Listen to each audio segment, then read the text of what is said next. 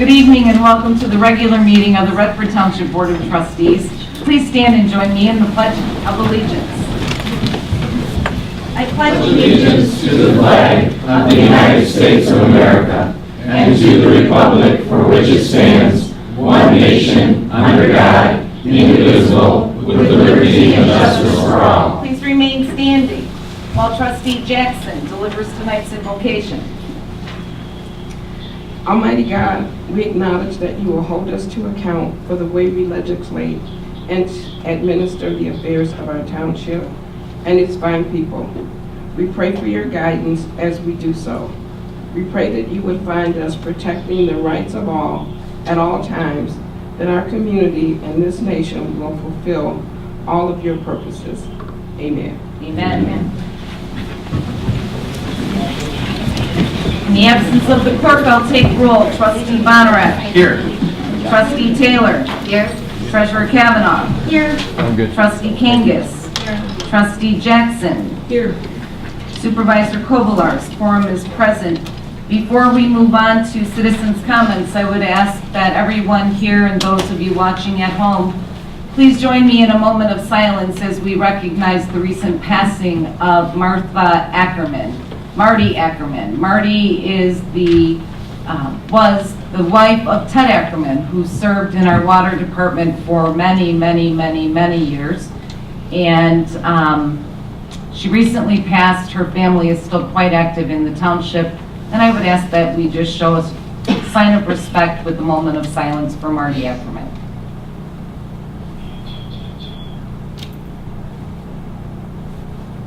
Thank you so much. There are many people that wish to address the board this evening. As a reminder, you do have 3 minutes. The first will be Mr. Ted Kress. The cameraman. Put the camera on you before you walk up here.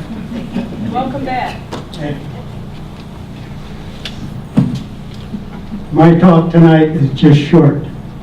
I want to thank the Redford EMS service for saving my life.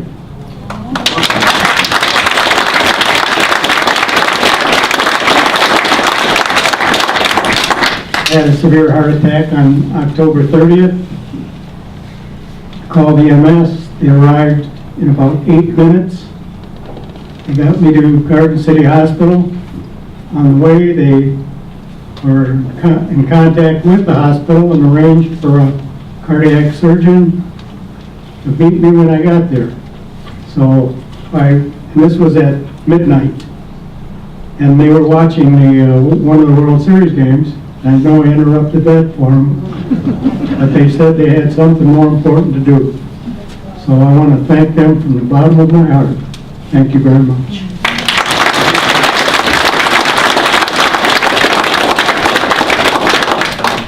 And from the bottom of our hearts, Mr. Kress, we're glad you're back. Laura Sachs.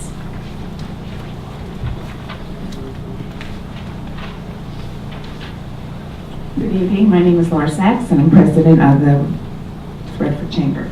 I just want to announce that our Police and Fire Awards are April 19th, so please come out and show your appreciation to those brave men, first responders of our Police and Fire Department. And then our golf outing is June 22nd. We still have some slots open, so come please join us for a whole day of fun. Thank you. Richard Marshall.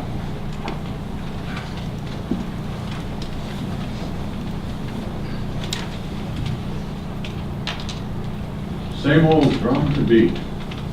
We appointed a superintendent in an emergency situation that did not have to be an emergency situation.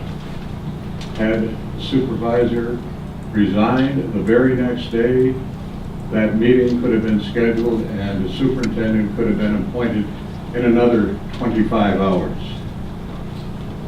Ms. Taylor, it appears, spearheaded this group with the other 3 ladies on the board, and whether or not there was a violation of the Open Meetings Act remains to be seen. Article in Hometown Life quotes 2 attorneys involved in freedom of the press that seemed to think it was a very suspicious appointment.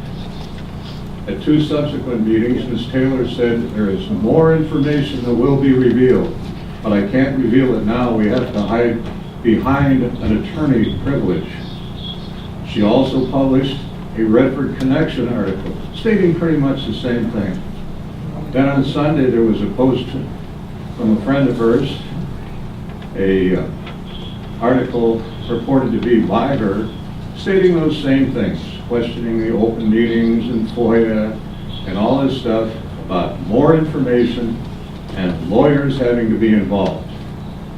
If you have to hide behind an attorney, what the hell are you hiding? Yes.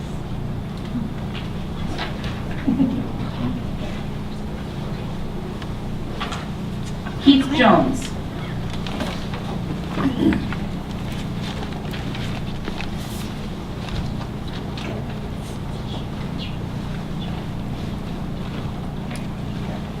Keith Jones, 9976 Lucerne, ladies and gentlemen.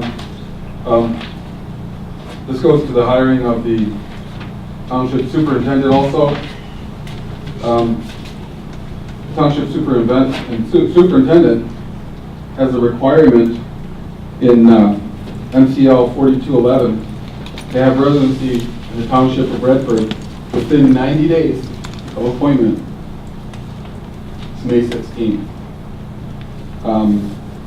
If he does not get that, it takes a vote of 5 elected officials, not just 4, to waive that.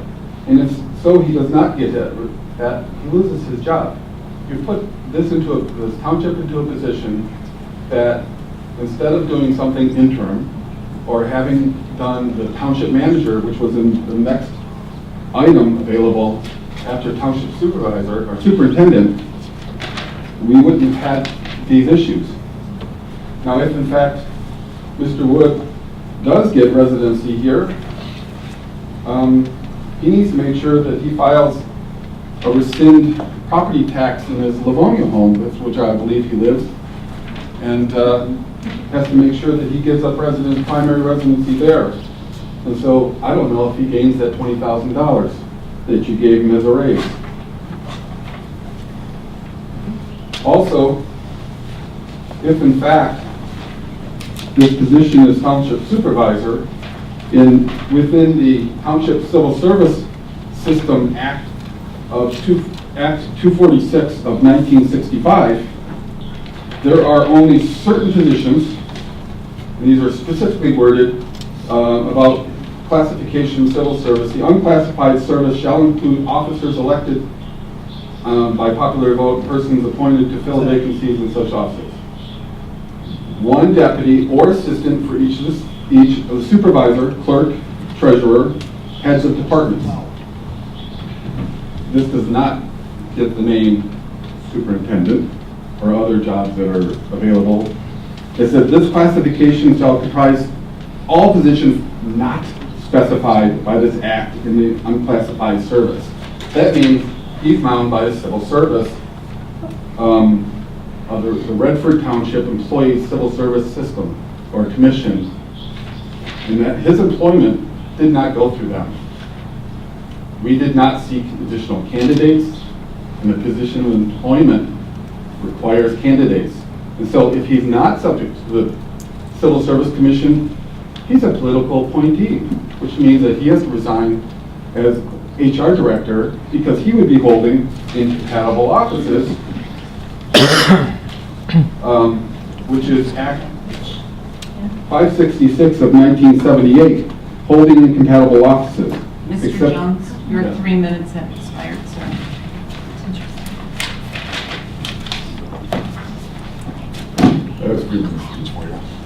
Sorry, sir. Good job. Bernard Brosnan.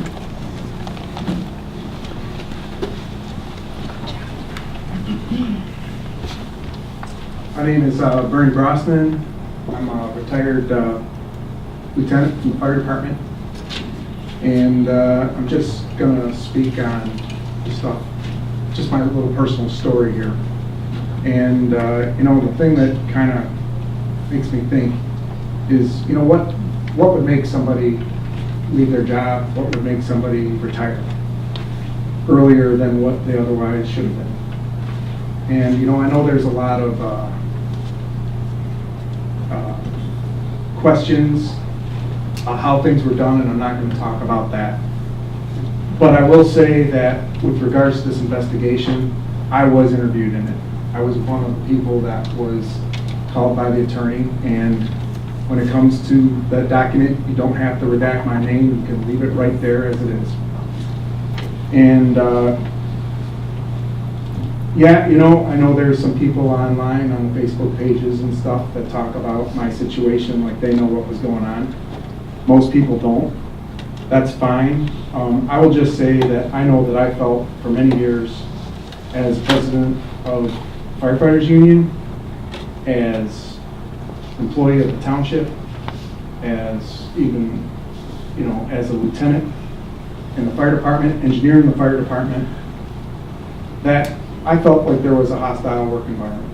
I felt belittled often. I felt as though there were many times that there was a very combative atmosphere between the fire department and the supervisor.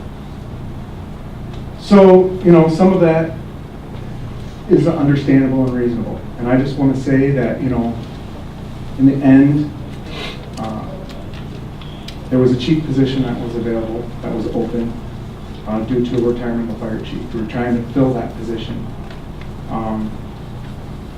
I was found to be fully qualified to be a fire chief of Redford Township Fire Department. I was denied the opportunity to test. I was excluded, I believe maliciously. I chose not to pursue anything at that time. In fact, I thought hard and I decided I'm not going to pursue anything. I'm going to leave, because if I did end up taking that job, I know that it was just going to be a daily onslaught. I watched chiefs before me go through what could only be described as hell. I know one guy who was a fire chief who went back because he couldn't take it anymore. You know, it just wasn't worth it. And I said, you know what? For the next 3 years of my life, I don't want to have that daily combativeness. And you know, so I pursued other options. Doesn't mean that much to most people. I'm sure that there's going to be other people who were interviewed who have very similar stories to mine. Like I said, I chose just to go a different path and find some healing on my own. I'm happy what I did. I don't regret my decision at the time, and certainly now. Sometimes I wish I knew what would have happened. But I'd like to thank the board for making, you know, hopefully starting to clear this up, and hopefully this becomes a little bit more transparent, and hopefully, you know, people who want some answers can get some answers. Thank you, Mr. Thanks. Preston. Thank you.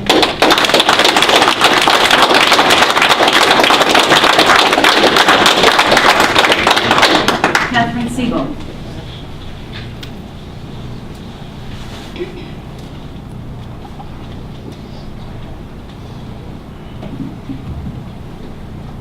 Kathy Siegel, 11324 Farley. I've lived in Redford almost all my life.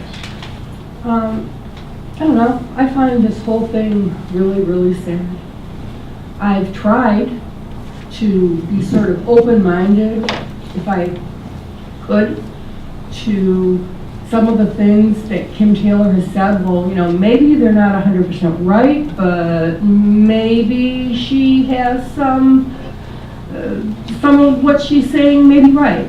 And then the other day, she posted, or someone posted for her, whatever the case may be, the thing on Facebook.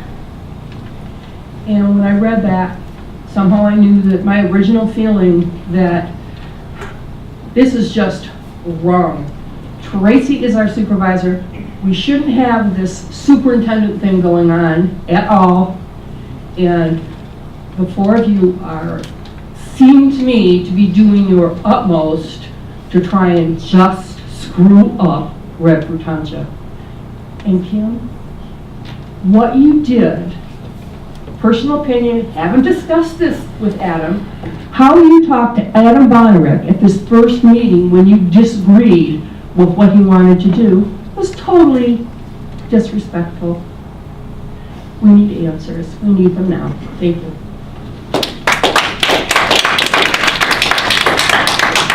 Commissioner Bailey.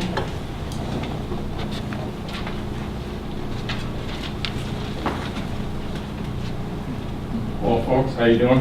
So my name is Jim Bailey. I'm a Redford Parks Commissioner, and I was here 2 weeks ago telling you that one of the requirements in order to modify the budget was to get the Parks Commission to approve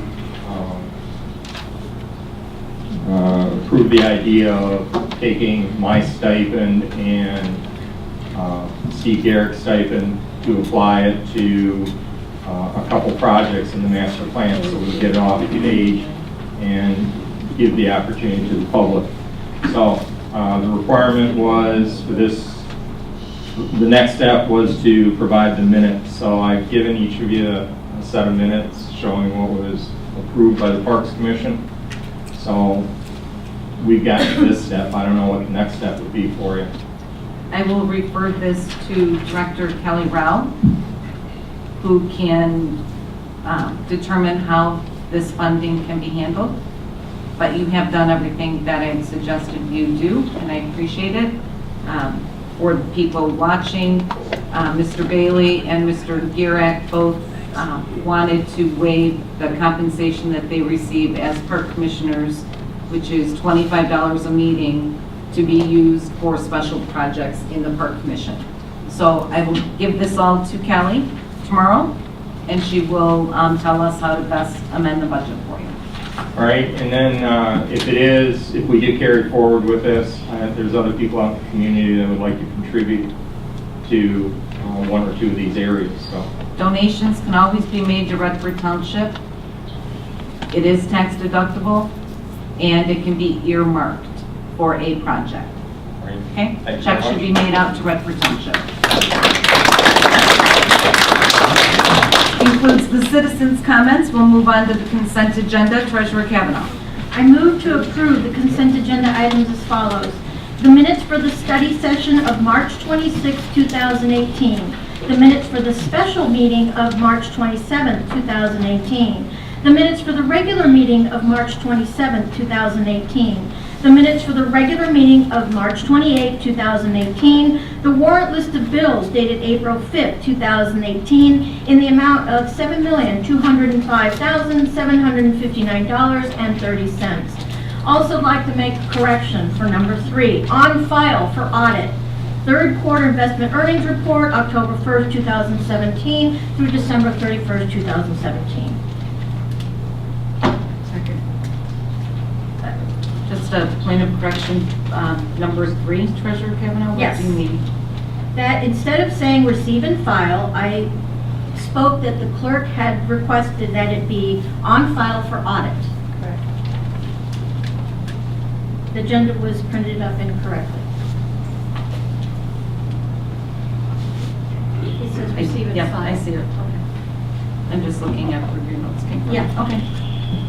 Motion has been made. Motion was seconded by Trustee Jackson, I believe. Correct? All in favor say aye. Aye. Any opposed? Motion passes. Item number 1 under new business. Director Rao? There you are. Approve the Michigan Public Act 202 of 2017 application for waivers for unfunded OPEB and pension plans. Director Rao. This is a new public act created by the state of Michigan Can you move the microphone down? in December 2017. It requires each municipality in the state of Michigan to report their funding status of pension as well as retiree health care. Every local unit has done that as far as I'm aware of in the state of Michigan. Phase 2 of this, if there is cause that there's underfunding of either pension or retiree health care, requires the application for waiver as well as a claim. Are you saying that we are underfunded? Based on the, as far as pension is concerned, based on the calculation that the state of Michigan has required us to provide. We are based on actual calculations. We are not. They are not taking into account enterprise funds that assist with the revenues. And as far as police and fire, they do not take into account Act 345. So in the pension, we're supposed to be at 60%, and according to their calculations, police and fire at 56.8 funded, and general employees are at 55.8 funded. That is right? correct. But if you figure in our numbers or our additional revenue, what does that bring it up to? When you figure our numbers, it has to be both 60% funded and the OPEB is 10%. When we figure our numbers, it's 55% and 3%, so that causes us to not be underfunded. In just the pension piece? In the pension. But it says with a ratio of less than 60. Correct. It says less than 60 and 10%.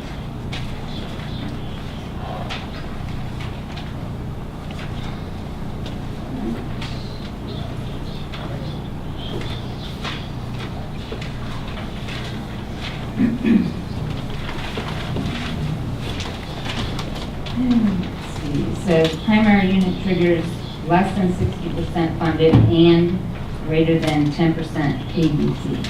Actual determined contribution. Very good. So on the 10%, we are, if we calculate it correctly, it's around 3%. And OPEB? OPEB, we are underfunded. We have included plans to decrease that underfunded ratio.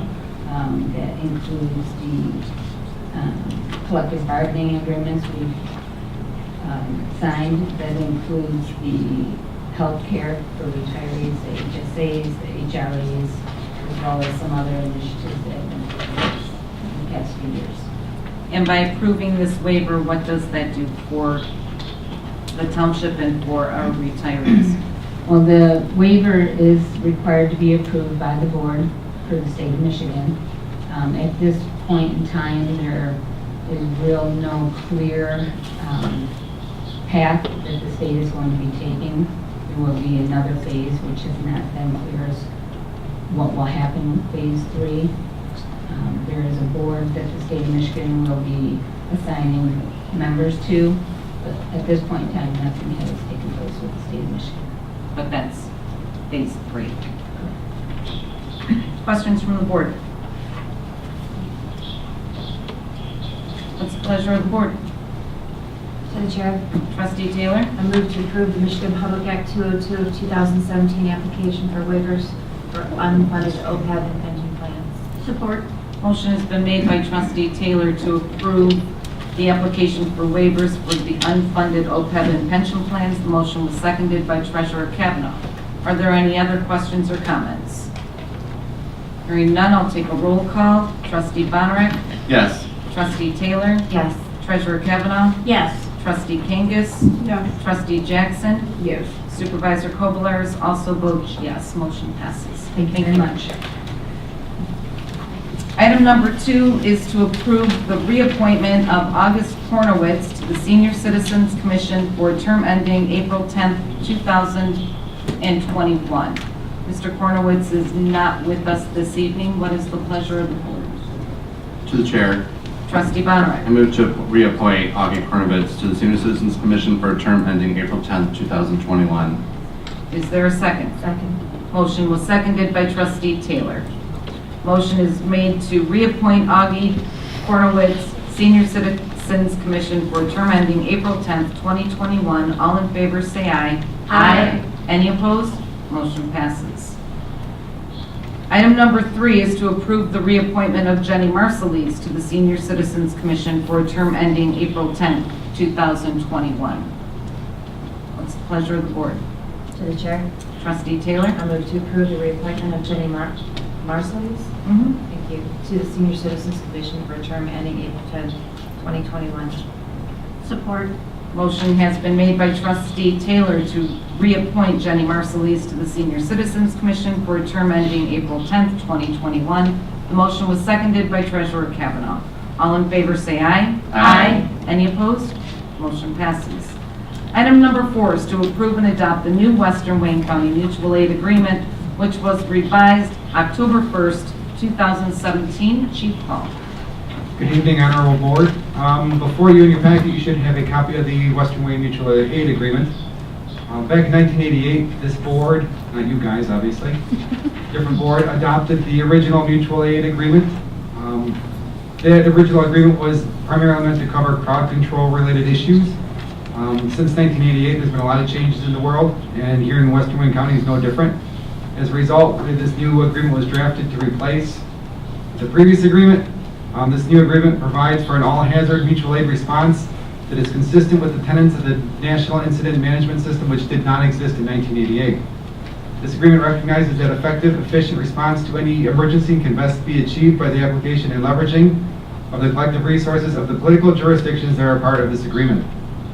Due to the changes in this agreement, I'm asking this board to adopt and approve this new Western Wayne County Police Mutual Aid Agreement as is in your packet. I'll field any questions if you guys have any. Questions from the board? Chair. Trustee Jackson. That was a really lengthy document. Can you highlight for us the difference between the 1988 agreement and what we are now getting in the current agreement? So primarily the biggest thing is back in 1988, they just talked about crowd control issues, and NIMS, the National Incident Management System, wasn't a thing back in 1988. It's now required by federal law for us to follow the NIMS system, so that has been incorporated in the new document. The new document also talks about all hazards. It talks about tornado weather, if something happened at Fermi, kind of all hazards, anything that you could conceivably think of is more addressed in this document as opposed to the previous one, which just spoke to really crowd control issues. In a nutshell, those are the biggest differences. Other questions? Pleasure of the board. To the chair, Trustee Bonner. I move to approve and adopt the new Western Wayne County Mutual Aid Agreement revised October 1st, 2017. Support. Motion has been made by Trustee Bonner to approve and adopt the new Western Wayne County Mutual Aid Agreement, which was revised October 1st, 2017. The motion was seconded by Treasurer Kavanaugh. I believe we need to have roll call on that as well. Trustee Taylor. Yes. Treasurer Kavanaugh. Yes. Trustee Kangas. Yes. Trustee Jackson. Yes. Trustee Bonner. Yes. Supervisor Kovalars votes yes. Motion passes. Thank you. This concludes the regular course of business this evening. Are there announcements from the board? Yes. Trustee Jackson. I did have a really lengthy statement to make, but based on what happened with the confidential report, there are some things that I still want to share. Lots of people ask why Don Wood was not at the meeting that we had on February 15th. Don Wood's father died that week, and he was in the process of grieving and trying to get the funeral arrangements done. In spite of that, he came in that day, and he was going to stay for that meeting. But his brother was rushed to the hospital with suspicion of a second heart attack, so he had to leave. So hopefully people will stop criticizing him for not being there that day. On February 15th, I took the action that I did, partly because at the time there was an ongoing investigation of wrongdoing in Director Selman's department by the Redford Police Department. I wanted to ensure that there was no retaliation against the people who had been brave enough to come forward with the credible information used to initiate the investigation. I also wanted to create a safe environment for any others with evidence in this or other incidents that would feel safe enough to come forward. The people in this case took a risk to come forward with information, and I felt I had an obligation to calm any fears of retaliation by taking actions to ensure that they would not be retaliated against. I also felt the need to protect the township from the possibility of a whistleblower lawsuit. or at least minimize the likelihood that one could be filed. Whistleblower lawsuits are some of the most expensive lawsuits ever filed. In just 2 searches, I found settlements that ranged from $388,000 to $770 million. Even if our insurance covered the cost of a lawsuit, we are self-insured to $150,000. That means the taxpayers would have to pay up to $150,000 depending on the award in any lawsuit. If our insurance had a cap or did not approve our claim, the township taxpayers would be liable for the entire amount, which conceivably be millions of dollars. And I was not willing to subject the township to that risk because that would have the potential to bankrupt us. The Redford Police Department has concluded their investigation and turned the case over to the Wayne County Prosecutor's Office. The case went to Wayne County instead of the Township Court because there is alleged criminal activity. Our district court only handles misdemeanor cases. Other investigations are still ongoing, and information about those investigations will be shared as soon as they are completed. A lot of this information that I was going to share was based on this report, and because of the legal opinion that we just received, I'm not exactly sure what I can share with you right now and what is not. So I'm just going to say to the people who have been protesting, thank you for your involvement. If I only knew what you knew, I would be protesting too. I'm hoping that even after everything has been revealed, that the room is still full of people who are interested in knowing what's going on in the township. There was one young man who really caught my attention. He said, I'm going to get the young people involved. I'm going to go back to those minutes and see if I could find out who he was, because even though he was highly upset with the action we were taking at the moment, I really appreciate his commitment to get young people involved, and I'd really like to talk to him. And even if his goal is to vote me out in 2020, I would love to see what his ideas are to get young people involved. And for now, I will have to withhold the rest of my statements until we get information about when this information on the report can be released. But I will say, in support of Bernie's statement about the fire department, when we were campaigning, or actually after we had won the primary, we went and talked to the people that were in the fire department, and they expressed their concerns about the treatment that they were receiving from Supervisor Kogelars. The treatment was such that not only almost everybody in the township knew about it, but so did a lot of the local municipalities, which made it extremely difficult for the fire department to recruit new firefighters. Other departments could recruit our guys away, but the firefighters did not want to come here because of the way that they were being treated by Supervisor Kogelars. So I did have more information about saying that, but I would like to say to our firefighters, thank you for the exemplary job that you have done over the years in spite of the way that you've been treated. And we've done our best over the last 16 months or so to try to ensure that you got some of the things that you have been denied over the years. So I do thank you for your service.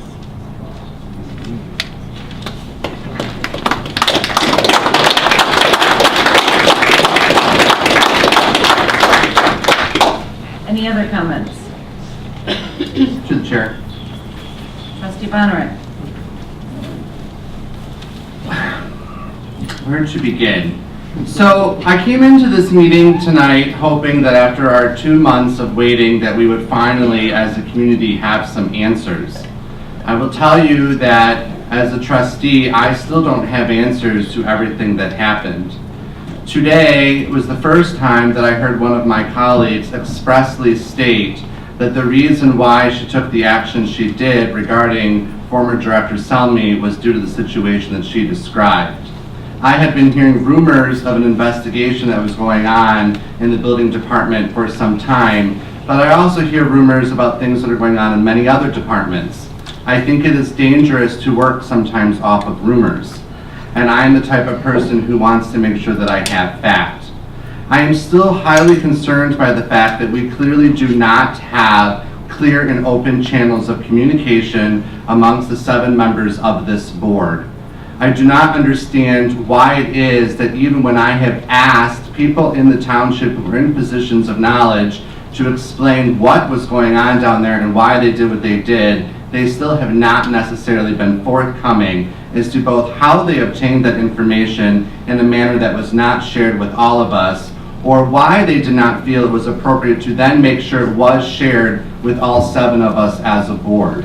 It is entirely possible and probable that if that information had been shared appropriately with the 7 of us, that we would have perhaps acted in concert instead of acting in a way that showed great division.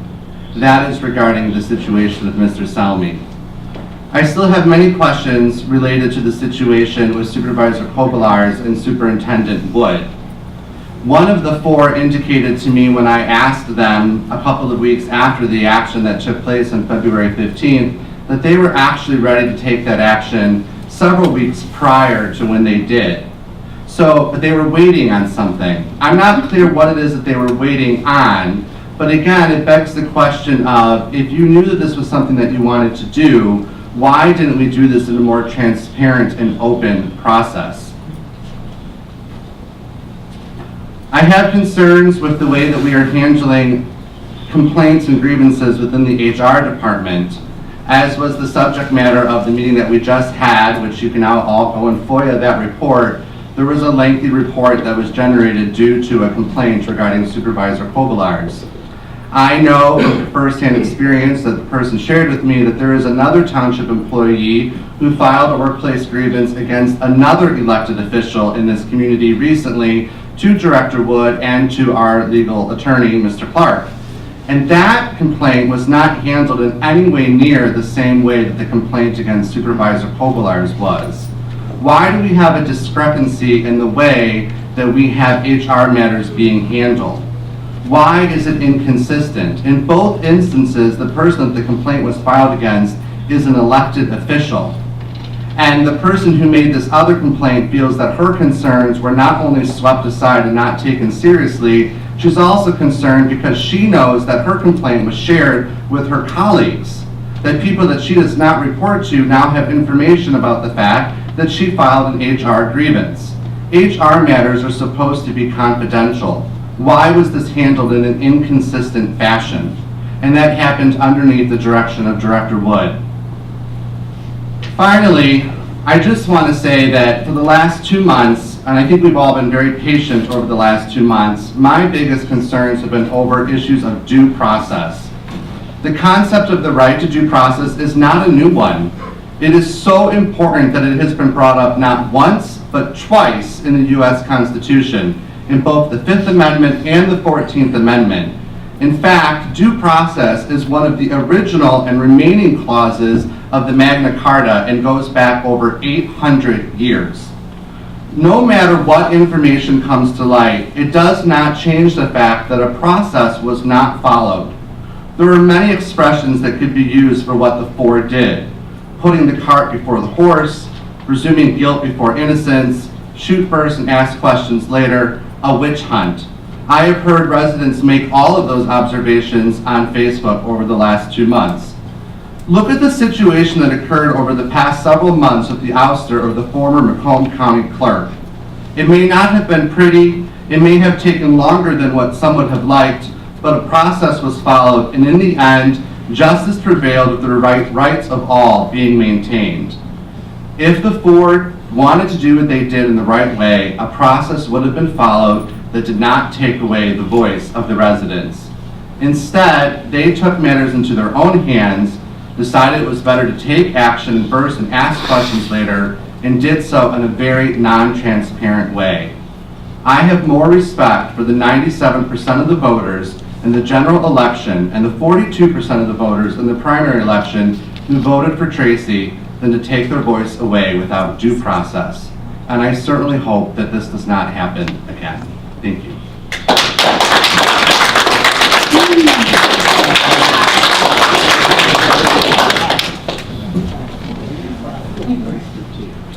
To the chair. Citizen, or I'm sorry, board comments. We already gave one, Trustee Jackson. Is there anyone else? Anyone care to yield the floor to Trustee Jackson? I yield the floor to Trustee Jackson. Thank you, Trustee Jackson. It is my understanding in the Open Meetings Act, if you have an agenda item if you have an agenda item, you can canvass or poll board members. I've never seen a requirement, and if it's one that exists, I would like for somebody to point it out to me, that says you have to always contact all board members regarding your support for your agenda item. Thank you for your follow-up commentary. Anything else? Nothing else? This meeting is adjourned. Thank you.